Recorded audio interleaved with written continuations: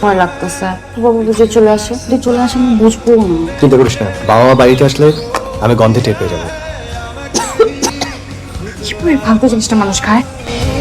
আরব chemistry পছন্দ করতে দেখে আমিও অনার্সের সাবজেক্ট হিসাবে কেমিস্ট্রি বেছে নিই। যদিও কেমিস্ট্রি আমার কাছে ভীষণ কঠিন লাগতো, তারপরেও এটা ভেবে নিজেকে সান্ত্বনা দিতাম যে পড়া বোঝার অজুহাতে অন্তত মারুফের সাথে আরো বেশি সময় কাটানো যায়।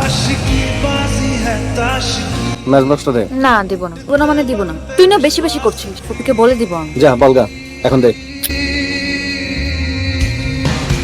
অর্পা, তোর চোখে কি আছে বলতো? কাজল। মারুফদের বাসায় আমার যাওয়া আসা লেগেই থাকতো। আমার নিজের ইচ্ছা তো অবশ্যই ছিল, তারপরও ফুপির প্রশ্রয়ে বেশি যাওয়া হতো। তবে আমার সবচেয়ে বেশি ভালো লাগতো যখন শীত বা গ্রীষ্মের ছুটিতে 10-12 দিনের জন্য আমরা সব কাজিনরা মারুফদের বাসায় বেড়াতে যেতাম।